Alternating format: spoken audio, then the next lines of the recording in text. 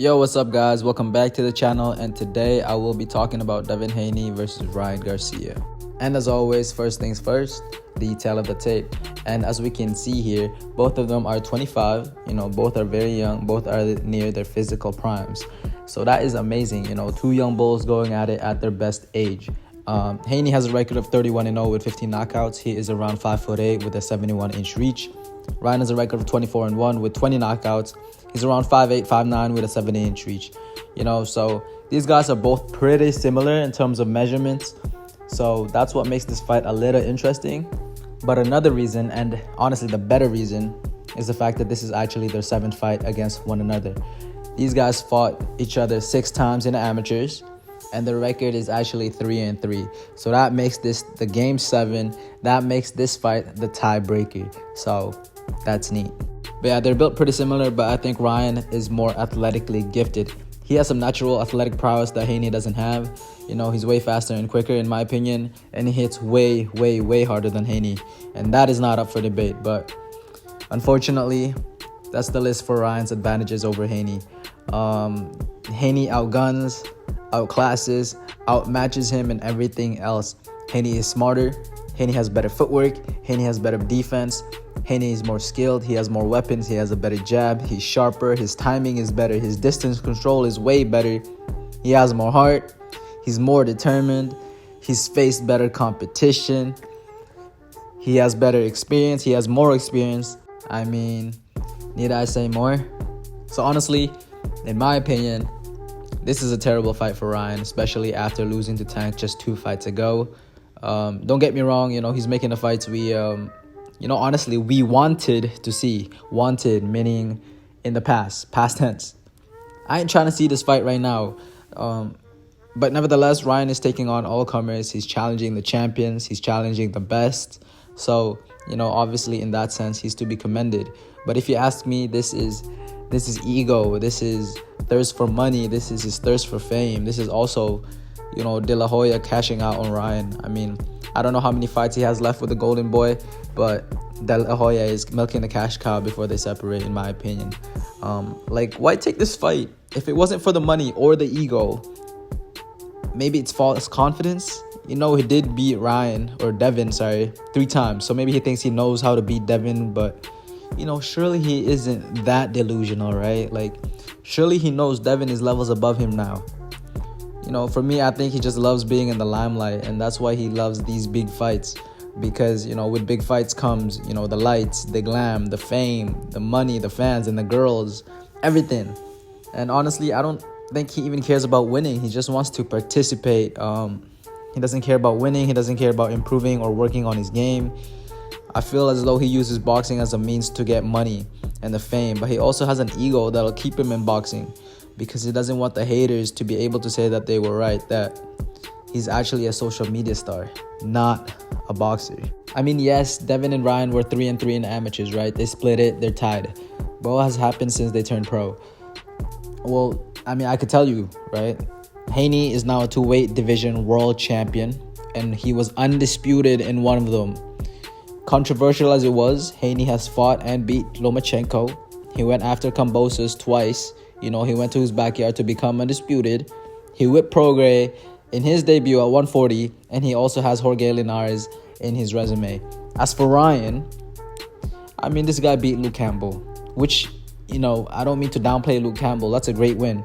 But that's all he has. He has Luke Campbell in his resume. That's it. He's never been a champion. He's done nothing in the professional ranks. And guys, I know, trust me, I know I'm coming off as a major hater, but this is nothing but cold hard facts. This is literally the truth.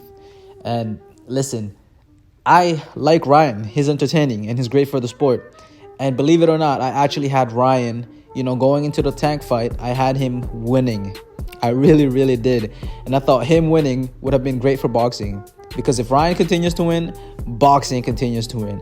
But when he's fighting these top guys, when he's not properly prepared, when he's not seasoned, he's just going to keep on losing and losing and losing. And how or why has Haney accomplished more than Ryan since they turned pro? The answer to that is this little thing called discipline, which Haney has an abundance of and Ryan lacks. Haney is about that boxing life, And guys, I just need to tell you guys this. I used to think that the stories about Ryan not being focused and being more of a social media star rather than a boxer was a little bit overblown, but I follow this guy on social media and I really think that he loves social media. He loves the fame and the glam and everything that comes with that. He doesn't love boxing, or at least not as much as the money and the fame.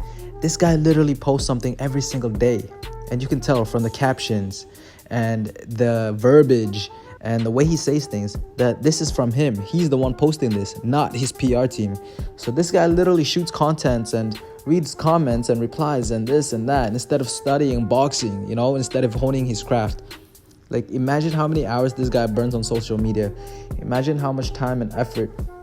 He thinks more about social media than boxing, and it shows. And it's sad, I had high hopes for Ryan after, losing to Tank. I really thought he could be someone like Canelo. After Canelo lost to Floyd, he improved dramatically. I thought Ryan would be the same. I was hoping he would be the same, but what I saw in the Duarte fight, man, that was just so disappointing in my opinion. He improved a little bit, I'll give him that. And he was a little bit quieter on social media leading up to that fight. But since then, he's been all over social media again. Honestly, it's just too much for me. I don't see him reaching his full potential ever, which is horrible to say. Because he's way more naturally talented and gifted than Haney, honestly, than most other fighters. I'd say even more so than someone like Tank, if I'm being honest. Even someone like Shakur. Maybe even someone like Tio. Okay, but that last one was a little bit of a reach, I ain't gonna lie. Tio's very fucking athletic.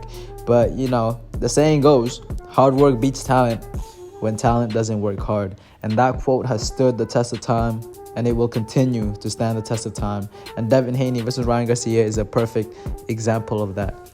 But I digress. Haney will win this fight. His jab alone could win him this fight. The scorecard will be 117, 111, maybe 116, 112 for Haney.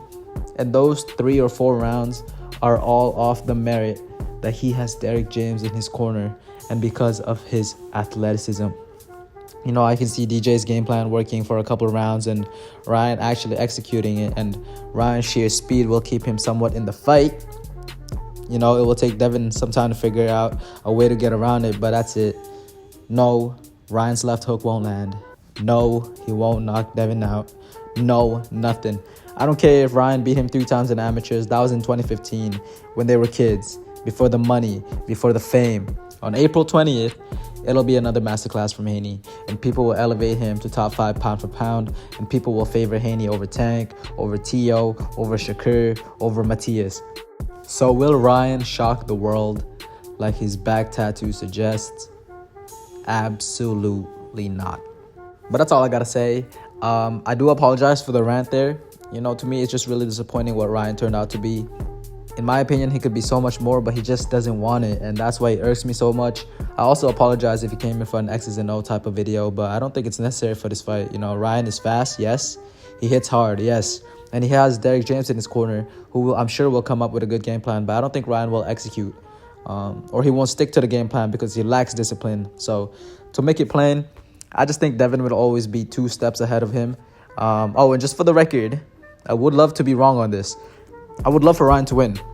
Believe it or not, I am rooting for him. He needs a big win. If he wins, he'd continue to make big fights, even bigger fights. And that's something boxing has been missing for a very, very, very long time. So I'm definitely rooting for him. But this is a 70-30 type of fight. So definitely a long shot. But y'all leave a comment down below on who you think will win this fight, how you think this fight's going to go. And please, if there are any Ryan Garcia fans out here, please chime in and actually make a solid argument for Ryan. Drop a comment down below.